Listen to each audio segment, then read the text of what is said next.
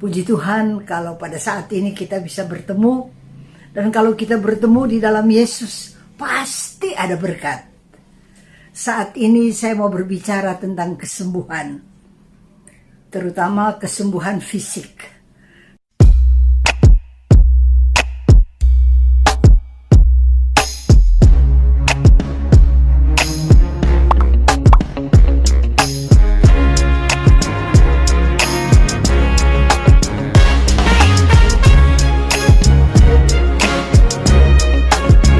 Di dalam paket keselamatan, salah satu berkat yang kita peroleh adalah kesembuhan. Dan mari sama-sama kita baca firman Tuhan, tapi sebelumnya kita buat tanda kemenangan kita. Dalam nama Bapa dan Putra dan Roh Kudus. Amin.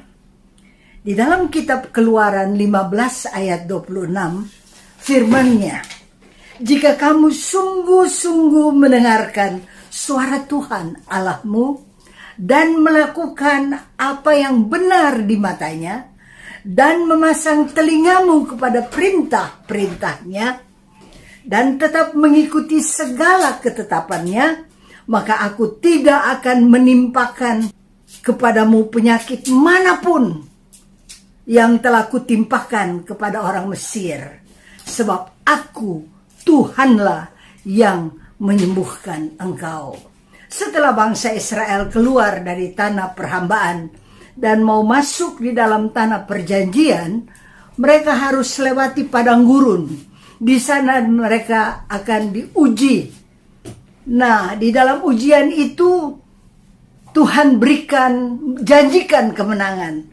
Salah satu pasti mereka suka berontak, marah-marah, bersungut-sungut, tidak mau dengar firman Tuhan. Akibatnya adalah penyakit. Makanya Tuhan sudah menjanjikan kepada mereka, aku Tuhanlah yang menyembuhkan engkau. Masukkan ini di dalam hati kita. Sekalipun obat kita hebat, diagnosenya hebat, tapi kalau Tuhan tidak urapi, kalau Tuhan tidak sertai, kalau Tuhan tidak tolong, maka sia-sia semua. Tuhan adalah sumber kesembuhan kita, sumber kesehatan kita. Kita perlu dokter, kita perlu obat, kita perlu rumah sakit, tetapi sumbernya adalah Tuhan Yesus Kristus. Dan Dia sudah berjanji, aku Tuhanlah yang menyembuhkan engkau. Penyakit apapun yang kita derita akibat daripada kesalahan kita, apakah kita tidak perhatikan makanan kita tidak perhatikan apa yang kita harus lakukan, maka akibatnya pasti sakit. Dan Tuhan sudah janji, aku Tuhanlah yang menyembuhkan engkau. Jadi kalau kita rasa gak enak badan, kalau kita rasa sakit, pertama-tama kita berdoa. Kita datang kepada Tuhan. Kalau Tuhan suruh kita ke dokter, pergi ke dokter. Makan, minum obat. Karena itu menolong. Tapi ingat, sekali lagi ingat, sumber kesehatan kita, sumber kesembuhan kita adalah Tuhan Allah yang Maha Kuasa, yang kita kenal di dalam Yesus Kristus Tuhan. Maka kita lihat di dalam Yesaya 53 ayat 4 dan 5. Apa sih yang Tuhan buat untuk kita sehingga kesembuhan, kesehatan kita bisa peroleh? Firman Tuhan berkata demikian. Tetapi sesungguhnya penyakit kitalah yang Dia tanggung dan kesengsaraan kita yang dipikulnya. Padahal kita mengira Dia kena tulah, dipukul dan ditindas Allah. Tetapi Dia tertikam oleh karena pemberontakan kita. Dia diremukan oleh karena kejahatan kita. Ganjaran yang mendatangkan keselamatan bagi kita ditimpakan kepadanya. Dan oleh bilur-bilurnya kita menjadi sembuh. Tuhan, betapa baik Engkau. Engkau tanggung semua penyakit kita. Engkaulah yang pikul semua kesengsaraan kita. Engkau juga yang dipukul dan ditindas oleh karena kita. Kita ini kejahatan luar biasa. pemberontakan, tidak mau dengar firman Tuhan, tidak taat, tidak setia. Tapi Tuhan sudah tanggung semuanya ketika dia tergantung di atas kayu salib. Dan ini adalah nubuat untuk apa yang Yesus buat. Karena di dalam perjanjian lama adalah bayangan, tetapi di dalam perjanjian baru adalah kenyataan apa yang Tuhan sudah buat.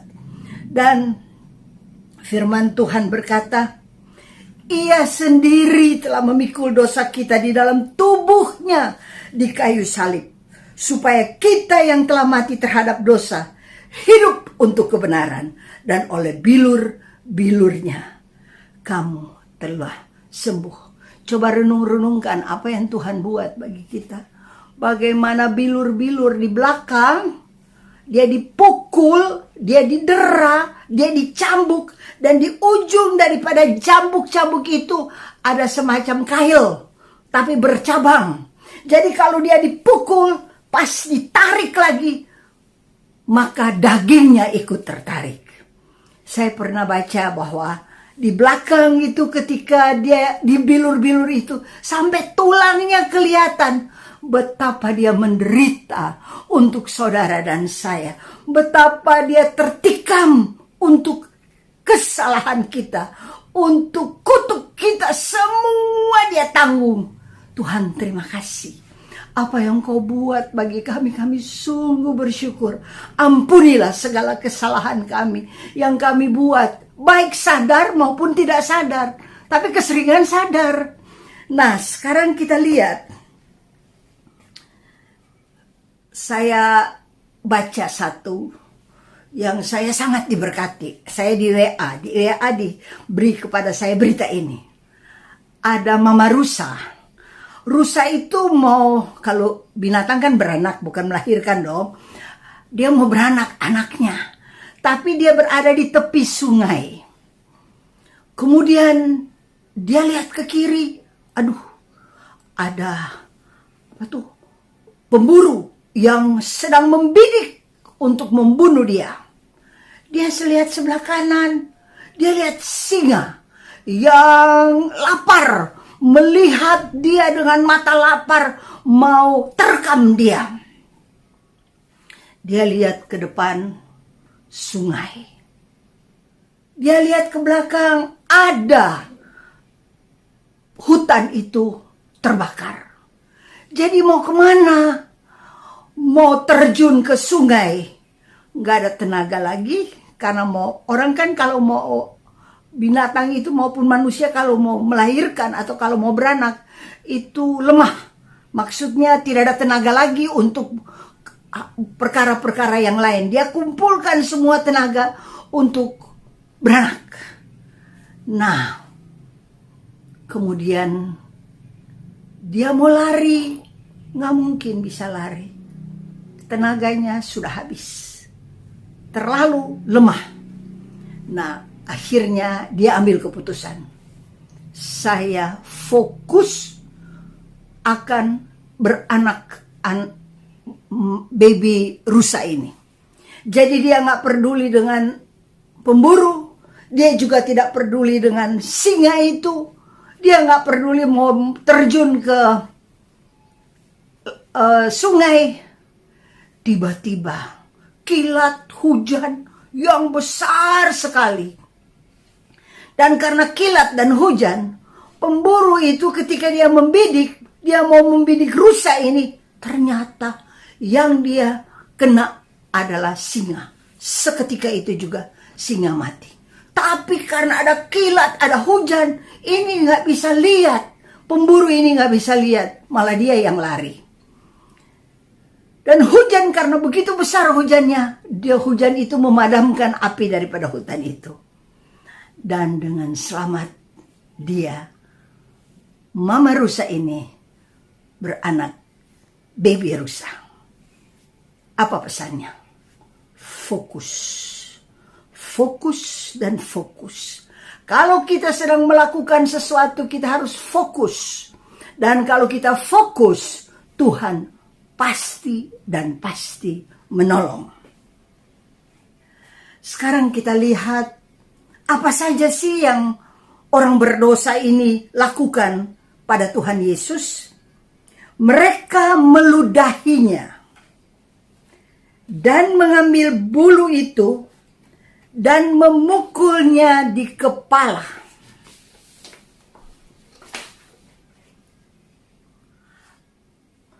Saudara bisa bayangkan, sudah diludahi, kepalanya dipukul, berani banget.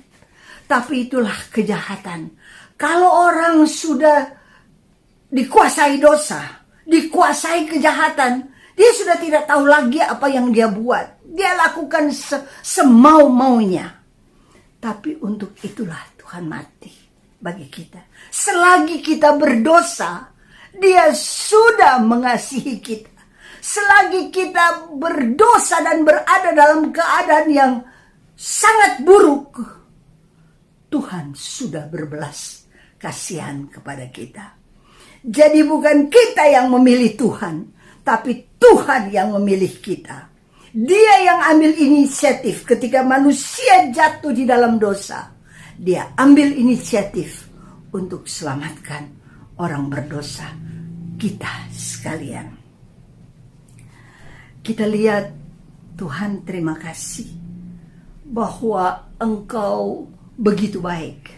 Bayangkan kepalanya dipukul dengan bulu, kan pasti remuk redam. Kemudian pada saat itu mereka taruhkan mahkota duri. Aduh, muncrat itu darah anak domba Allah. Karena di sini pembuluh darah banyak banget, muncrat pembuluh darah. Dan firman Tuhan berkata, lihatlah anak domba Allah yang menghapus dosa-dosa kita. Saudara-saudara yang kekasih, darah anak domba Allah menghapus dosa, dan akibat daripada dosa dia hapus, yaitu sakit, penyakit, kelemahan tubuh, dia hapus. Asal kita fokus apa yang Tuhan katakan, kita renungkan, kita dengar, kita hayati, kita masukkan di dalam hati, sungguh-sungguh apa yang Yesus buat bagi kita, maka dia hapus dosa kita. Dia hapus sakit penyakit kita. Dia hapus kelemahan kita. Biarlah kita bersyukur kepada Tuhan. Tuhan, janjimu adalah ya dan amin. Dan di dalam Kristus semua janji Tuhan adalah ya. Terima kasih Tuhan, Engkau berikan kepada kami janji. Terima kasih Tuhan, Engkau sembuhkan kami. Terima kasih Tuhan, Engkau selamatkan kami. Fokus, fokus, fokus. Jangan kita lihat penyakit, sembuh nggak ya? Sembuh nggak ya? Kelemahan, bisa nggak saya? Jadi kita nggak fokus lagi. Mari pada saat ini kita belajar. Latihlah kami Tuhan untuk selalu fokus kepada kebenaran firman Tuhan. Fokus untuk apa yang Engkau lakukan bagi kami. Agar di dalam keselamatan yang Engkau hadiahkan kepada kami, kami bisa beroleh kesehatan, kesembuhan, pemulihan. Mari kita lihat apa yang Yesus katakan kepada orang yang sangat sakit. Orang yang sakit amat deh, yang tak tersembuhkan pada zaman itu. Di dalam Matius 8 ayat 3 berkata, lalu Yesus mengulurkan tangannya, menjamah orang itu dan berkata, aku mau, jadilah engkau tahir. Seketika itu juga tahirlah orang itu daripada kustanya. Pada zaman itu kalau orang kusta harus dipisahkan, sekarang juga harus dipisahkan. Tapi sekarang sudah ada obatnya. Dahulu tidak ada obat. Dan hanya imam bisa berkata, dia sakit kusta. Dan hanya imam bisa berkata, dia sudah sembuh. Luar biasa diberi kuasa kepada imam. Ada urapan yang luar biasa yang Tuhan titipkan kepada para imam. Jadi kita umat, mari kita hormati imam-imam kita. romo-romo kita, pastor-pastor kita, uskup-uskup kita. Kita belajar hormati mereka karena ada tanggung jawab besar di atas bahu mereka. Dan tujuan daripada mereka melayani adalah untuk memberi damai, memberi kesembuhan, memberi harapan. Mari kita belajar untuk menghormati dan menghargai para imam kita. Saudara, kata Yesus, aku mau, jadilah engkau tahir. Saudara bayangkan, orang ini kusta, dan kustanya parah banget. Tapi dari perkataan Yesus, dia berkata, aku mau, jadilah engkau tahir. Itu berlaku juga bagi kita. Penyakit apapun yang kita derita, kalau kita sungguh-sungguh datang kepada Tuhan, kita dengar firman-Nya, kita tangkap berita baik, kabar baik, adalah aku mau, jadilah engkau sembuh. Tuhan mau kalau kita hidup dalam kesembuhan, dalam kesehatan. Karena di dalam kesembuhan dan kesehatan kita dapat lakukan banyak perkara-perkara yang besar. Bahkan Yesus berkata, perkara-perkara yang lebih besar daripada dia lakukan. Itu yang dia titipkan kepada kita. Perkara-perkara yang baik, di mana saudara dan saya, kita harus lakukan apa yang Tuhan suruh. Tapi bagaimana kita bisa lakukan kalau kita sakit-sakit, kalau kita dalam keadaan lemah, kita minta kepada Tuhan. Janji daripada Tuhan, aku mau. Tangkap berita itu, masukkan dalam hati, masukkan dalam pikiran bahwa Tuhan yang berkata, bukan Rasul yang berkata, Tuhan Yesus sendiri yang berkata, aku mau, jadilah engkau tahir. Aku mau, jadilah engkau sembuh. Luar biasa. Saya sangat bersyukur ada firman Tuhan. Kalau pada saat saya lemah, saya berada dalam keadaan sakit, saya tangkap, saya renung-renungkan firman Tuhan ini. Saya masukkan dalam hati dan pikiran. Saya imani apa yang dia katakan. Aku mau. Tuhan gak berkata, tunggu dulu ya. Kamu berdiri di pojok sana, lantas angkat satu kaki, lantas ngomong ini, ngomong itu. Tidak. Tuhan segera berkata, aku mau. Jadilah engkau tahir.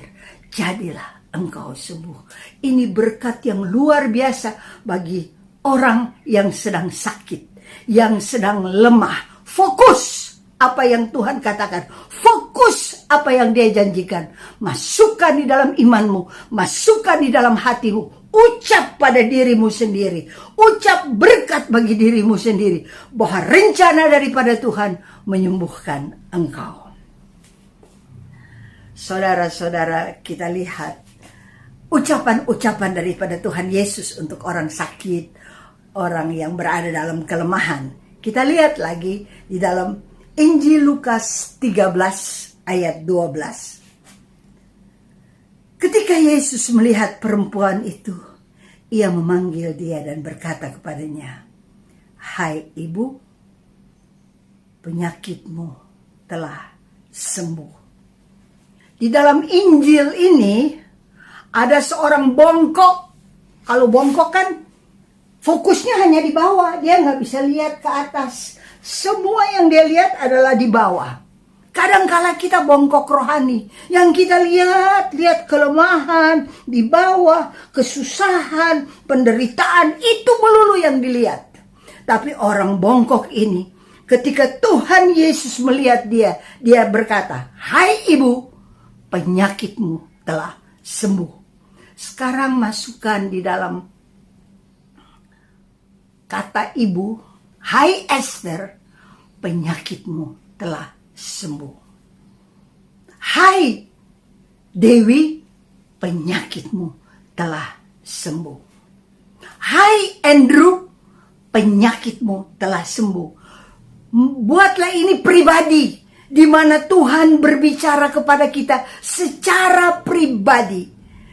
Karena Tuhan tidak mau menyembuhkan hanya orang ini, Tapi Tuhan menyembuhkan semua yang Dia selamatkan. Dia sangat mengasihi kita. Dia sangat sayang pada kita. Dia sangat peduli akan kita sekalian. Jadi Dia berkata bahwa penyakit kita telah sembuh. Make it personal. Bukan hai ibu saja, tapi masukkan namamu dan engkau ucap tiap hari berkat. Ucap berkat ini, hai Esther, penyakitmu telah sembuh. Jadi kita buat ini sangat pribadi, di mana seolah-olah kita bertemu dengan Tuhan muka dengan muka. Kita berada di hadapan Dia, dan pada saat kita ucapkan, kita keluhkan semua penderitaan kita, sakit penyakit kita, maka Dia berkata, hai Esther, penyakitmu telah sembuh. Belajar ucap firman Tuhan ini, dan engkau akan mengalami sendiri bagaimana kuasa daripada Tuhan mengalir. Ketika langit, bumi, laut, dan segala isinya diciptakan, Allah berfirman, jadilah terang. Maka terang itu jadi. Nah, firman itu adalah Yesus. Maka sama kalau Dia berkata, penyakitmu telah sembuh. Luar biasa kuasanya. Mari kita hayati apa yang Yesus buat, apa yang Yesus katakan, dan apa yang Yesus mau di dalam hidup kita sekalian. Di dalam Injil Markus 5 ayat 34, maka katanya kepada perempuan itu, hai anakku, imanmu telah menyelamatkan engkau. Pergilah dengan selamat dan sembuhlah dari penyakitmu. Perempuan ini mengalami pendarahan 12 tahun. Penderitaan sangat-sangat panjang dan sangat-sangat menderita. Tapi Tuhan berkata, hai anakku. Kalau saudara perhatikan di dalam firman Tuhan, Tuhan berkata, hai anakku. Berarti anak-anak Tuhan ada juga yang sakit. Jangan pikir kalau sudah selamat, sudah jadi anak Tuhan, sehat, semua tidak ada sakit penyakit. Tapi karena kesalahan kita, karena kelalaian kita, karena keteledoran kita, karena dosa kita, akibatnya sakit menyusul. Jadi jangan pikir kalau anak Tuhan tidak ada sakit penyakit. Tapi bagi kita ada harapan. Ada jawaban yang Tuhan berkata, hai anakku, imanmu telah menyelamatkan engkau. Pergilah dengan selamat dan sembuhlah dari penyakitmu. Ini perkataan daripada Yesus. Pergi dengan selamat. Tuhan tidak bilang, pergi biar kamu lebih menderita. Tidak. Tuhan berkata, pergilah dengan selamat. Sembuhlah dari penyakitmu. Masukkan ini dalam hati. Saudara, biar kita hayati bagi mereka yang sedang sakit saat ini, bagi mereka yang sedang menderita dalam kelemahan atau penderitaan yang luar biasa, kita hayati firman Tuhan ini. Karena firman Tuhan itu tembus di dalam, tembus waktu, tembus ruang. Dia tidak hanya berada di depan Tuhan Yesus, tapi Tuhan sanggup mengirimkan kepada kita sekalian kesembuhan yang Dia mau kita terima. Tuhan Yesus baik. Kita lihat lagi di dalam Lukas 7 ayat 14 berkata demikian. Ini perkataan-perkataan dari Yesus. Sambil menghampiri usungan, ia menyentuhnya, dan sedang para pengusung berhenti, ia berkata, hai anak muda, aku berkata kepadamu, bangkitlah. Anak muda ini sudah mati. Nggak ada harapan lagi. Satu-satunya anak daripada janda. Betapa menderita janda ini. Dan apa yang dilakukan oleh Tuhan? Dia mendekati usungannya. Dia berkata, hai anak muda, aku berkata kepadamu, bangkitlah. Bukan hanya orang tua yang sakit, anak-anak muda juga sekarang ada yang sakit. Ada yang sakit akibat narkoba. Ada yang sakit karena kenakalan mereka. Ada yang sakit karena tidak taat dan tunduk pada orang tua, tapi terutama tidak taat dan tunduk pada firman Tuhan. Akibatnya mereka mati rohani, mati menikmati doa, mati tidak mau masuk dalam perayaan Ekaristi. Jadi anak-anak muda ada juga yang sakit sampai mati. Mati doa, mati iman, tidak beriman kepada Tuhan karena lebih sibuk dengan perkara-perkara duniawi. Tapi Tuhan memperhatikan dan berkata, ketika dia mendekati usungan itu, dia berkata, hai anak muda, aku berkata kepadamu, bangkitlah. Jadi anak-anak Tuhan juga ada yang sakit, ada yang menderita, ada yang susah, ada yang mati rohani banyak sekali. Tapi mari kita datang kepada Tuhan.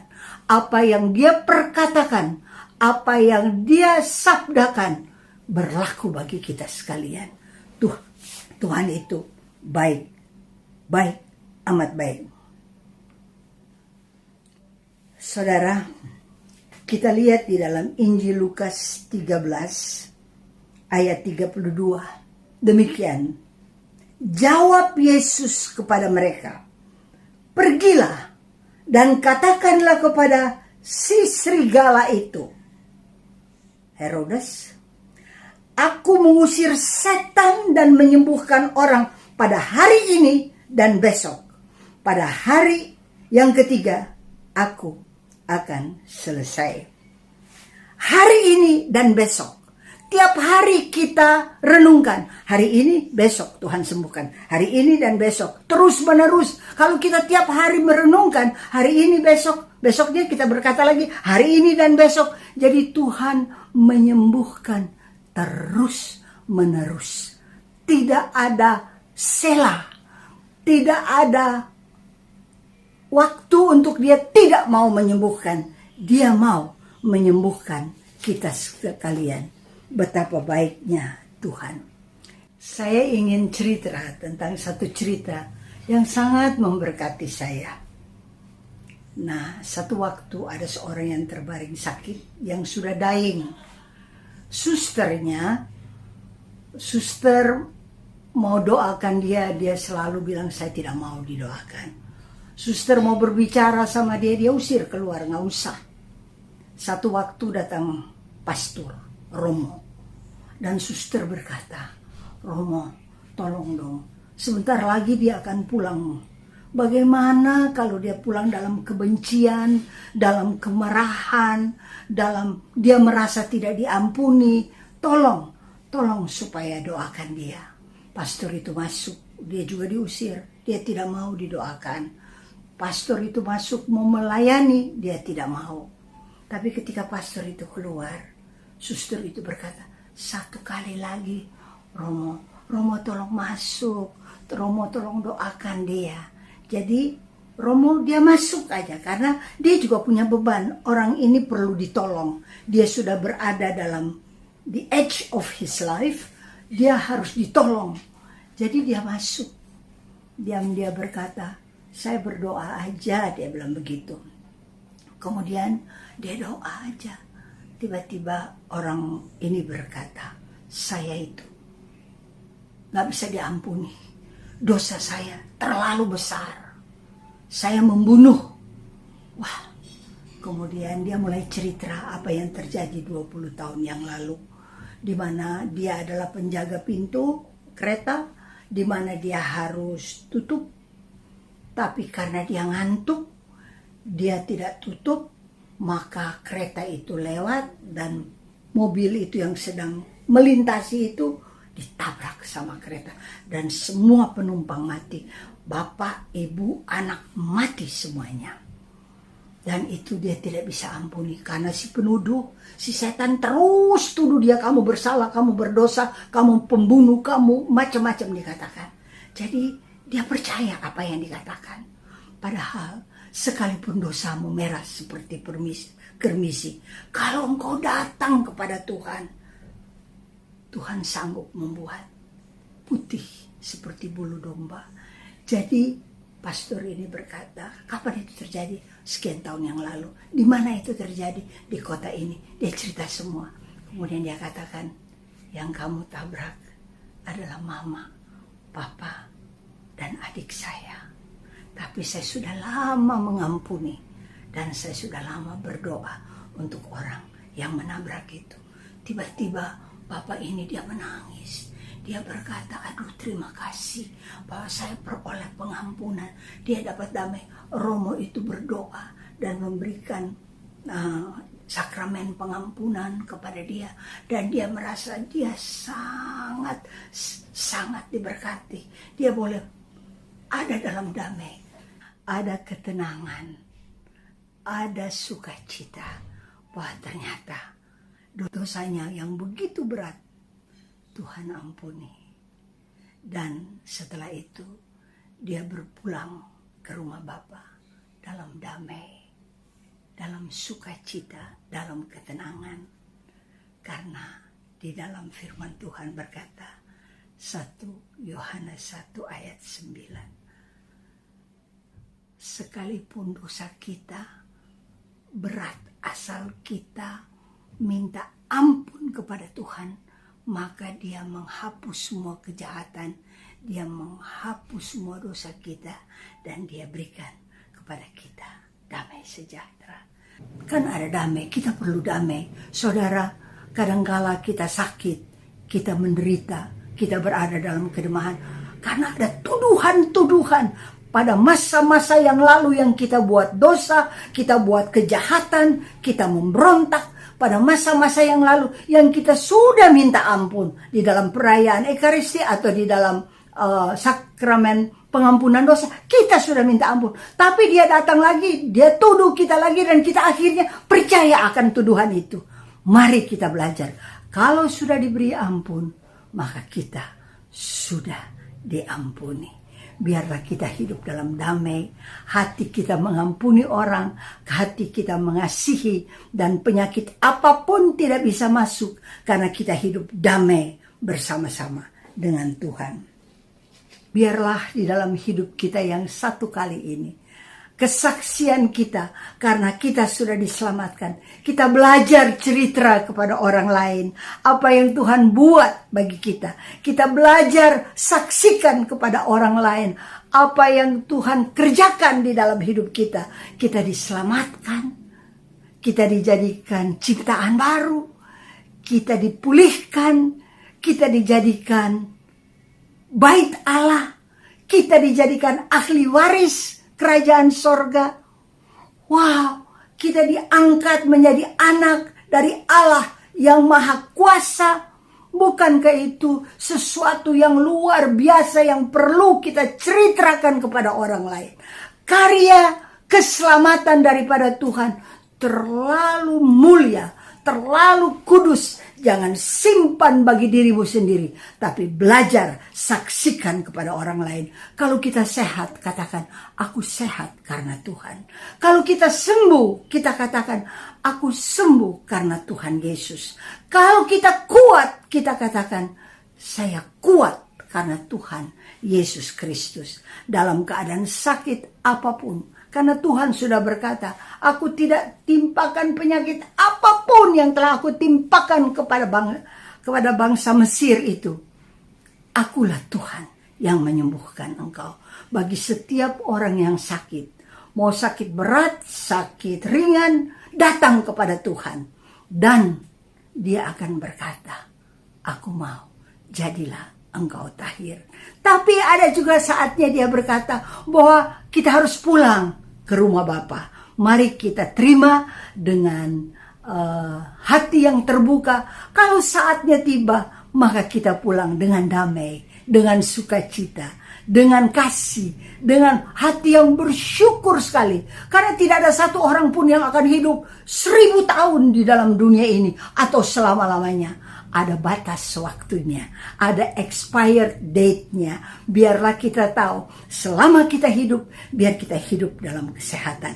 Dan kita boleh minta kepada Tuhan, Tuhan, kalau aku dipanggil oleh Engkau, biar aku dipanggil dalam kemuliaan Tuhan, dalam damai, dalam sukacita. Tuhan selalu beserta kita. Saya ingat akan cerita Sadrak, Mesak, dan Abednego. Ketika mereka harus menyembah patung yang dibuat oleh Nebukadnezar yang terbuat dari emas, mereka tidak mau. Mereka berkata, kami punya Allah yang hidup dan kami beribadah kepadanya. Ketika mereka tidak mau, maka murkalah raja itu kepada mereka. Dan ada peraturannya, ada hukumnya yang salah dibuat oleh mereka yang cemburu kepada 3 orang ini, 3 remaja ini, Sadrak, Mesak, dan Abednego. Mereka sudah buat hukum sebelumnya. Jadi kalau orang tidak menyembah patung itu, akan dilemparkan ke perapian yang 7 kali lipat panasnya dipanaskan. Mereka dilemparkan dalam keadaan terikat. Tangannya terikat, kakinya terikat. Orang-orang yang melemparkan mereka ke dalam dapur perapian mati hangus. Begitu panas. Tapi mereka ketika Raja Nebukadnezar dan seluruh orang-orang yang menyaksikan, kok mereka terikat, dilemparkan ke dalam, kenapa mereka jalan-jalan? Berarti tali yang mengikat mereka itu putus. Tali yang mengikat kaki mereka putus, sehingga mereka jalan-jalan di dalam dapur perapian itu. Tapi yang lebih ajaib lagi, kata firman Tuhan, bahwa bukan hanya 3 orang yang berjalan, tapi ada 4 orang berjalan. Kalau dalam bahasa Inggris dikatakan the Son of God. Siapa itu lagi Son of God? Kalau bukan Yesus Kristus Tuhan. Jadi Tuhan tidak tinggal di luar penderitaan kita, tapi dia masuk dalam penderitaan kita bersama-sama, dan dia dampingi Sadrak, Mesak, dan Abednego. Ketika raja melihat, maka dikatakan suruh keluar itu orang, dimatikan itu api, suruh keluar. Bayangkan, rambutnya tidak hangus, baju mereka tidak bau asap, yang hanya lepas terbakar adalah ikatan. Biar di dalam ujian yang kita alami, semua ikatan, tabiat-tabiat buruk daripada kita lepas, dan kita melayani Tuhan.